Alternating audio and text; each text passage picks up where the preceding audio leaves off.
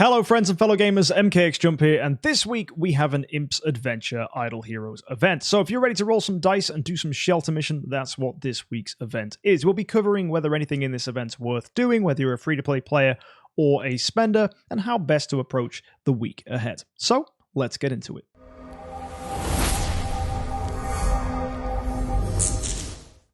As this is an Imps Adventure event, you're going to get yourself 4 ordinary dice every day for logging in, and these are crucial to making progress this week, so make sure you grab those dice and log in daily. As well, you get some mushroom bombs. These can be used to pick up resources in the campaign loot drop shop, which we'll take a look at in a second, and I'll give you guys our usual advice for what you should do if you're a free-to-play player trying to get the most rewards out of this if you can. So make sure you claim those every single day, get those things rolling in, and let's go take a look at the event itself. We've got our usual value packages here for this week, 10,000 gems and 90 dice for $100, and that scales down depending on how much you want to spend. Is that worth it? Typically not really. We have an adventure package here. This is the stronger package that's available this week. This is still $50, but gives just as many gems as an $100 pack, but it only gives 35 dice. It also gives 200 universal crystals, 25 treasure coupons, which could be quite nice, and 10 cores of transcendence. It also doubles your rewards from Imps Adventure, although it doesn't double these treasure coupons that they're giving here now. So we've seen this for a third time now, where they give treasure coupons as part of Imps Adventure. That's actually pretty exciting. So we'll talk about how to get those in a second. They're available for free, or if you spend, you can get loads more, but they aren't doubled. That's one thing I want to stress. They don't get doubled from here. You can see excluding treasure train coupons on the ×2. So that diminishes a little bit of value of the adventure pack. And really, if you were buying this adventure pack, I think the main focus is if you already would be of the mindset to buy cores of transcendence and treasure coupons. I wouldn't just normally get this. There's nothing that's rewarding you for making more progress or spending more loot drop currency, so I personally would actually pass on this pack. I don't think it's really worth the $50, but I know there's some people out there that absolutely would grab it. For those of you that aren't familiar, by the way you do Imps Adventure is you roll dice and you let yourself move around the board with your little imp. Every time you land on a tile, it's going to level up, which means when you land on it again, it will give you better rewards. The main thing you're after is these starry mushrooms. When you land on them, they level up, but you only need to pass over them to get the number of mushrooms that are this little number here. It starts off by giving you 3. Once it gets to level 2, it gives you 4, and when you get to level 3, you get 5. The goal is to try and land on the lucky hut and then use your lucky dice to cut off this whole corner. So whether you're on this tile, you can roll a 6 to cut to there, or if you're here, you can roll a 4, for example, and that will just speed you along. That's really good once you've got level 3 on this corner starry hut. I maybe wouldn't do that before you've got that. However, if you land on this spirit workshop here, it's absolutely worth it to roll a 6 always to get to the lucky hut. So just make sure you're rolling those dice, trying to get around the board, pick up as many starry mushrooms as you can, and that will allow you to go ahead and get yourself rewards here. Depending on how many stars you achieve, you get varieties of different things. You get heroic summon scrolls, elite hero shards, 6-star chests, skin chests, but most people will just be interested as a free-to-play player knowing how far you can expect to get. Free-to-play players typically get to 110 or 140, and if you're willing to spend gems to buy more dice, you could even get up to 200 or 230. So remember that for when calculating what you should be doing with your mushroom bombs. So let's talk about what you use those for. In the jungle fantasy, you go ahead and cash your mushroom bombs in to get rewards.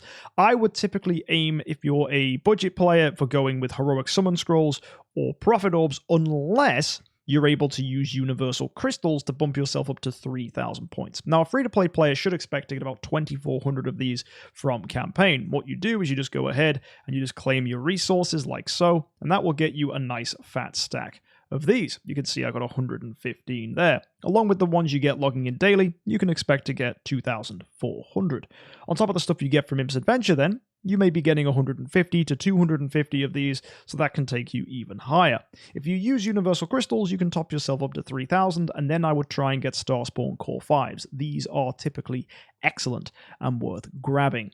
You could argue to go with Starspawn Core 6s, but these are a little easier to pick up from big events as they are the top Starspawn cores, and you do get less of them from this particular pack, so I personally prefer to go with this. Now, if you're wondering whether it's worth going for the artifact, it does cost you another 600 universal crystals to push yourself up for that. So unless you plan on spending money, I think the artifact is a little bit too far, and those 600 universal crystals could be used in a different event to get even more Starspawn cores, which I think is better value because they are going to be something you struggle with regardless what level you are in the game. And finally, we have ourselves a shelter mission. This is giving you the opportunity to pick up any of these 5-star heroes you see here. You want to do all of them.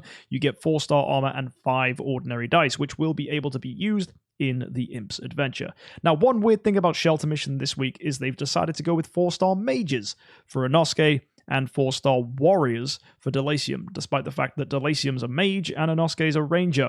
Betty's normal, it's 4-star mages here, so you're going to need Deathsworn for that one, and for Geista, you need Assassin, so you'll need Grey-Eyed or Headstriker, and that should be easy enough to grab. I wouldn't be too upset about the fact they've mistakenly put Warrior here for Delasium. In fact, there's a lot of Warriors in the Abyss faction. Same goes for Mages in the Fortress faction, so it should make these easy to grab nonetheless. If you're wondering about the Light and Dark heroes, it's 2,000 gems and 2 copies from their faction to pick them up. I think this is a little too expensive for my liking. There are much easier ways to pick up these heroes that don't cost you 2,000 gems. So I'll pass on that one. They don't get you any dice, not worth it.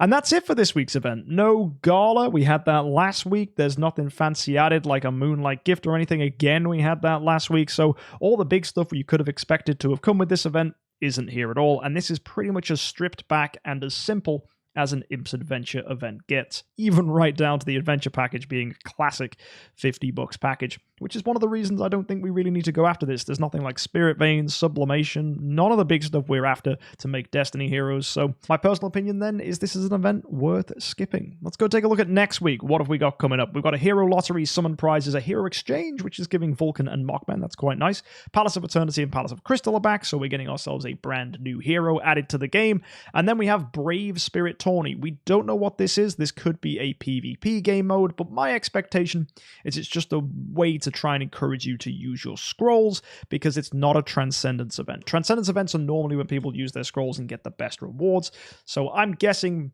Brave Spirit Tourney will say, hey, use this many scrolls and pick up a small reward, but it won't be that good, and it might be skippable. But then again, it could be amazing. It could be a whole new game mode. Who knows? It's very vague, and I think they've intentionally made it so. Full of flavor text here, so that doesn't really give us any information whatsoever.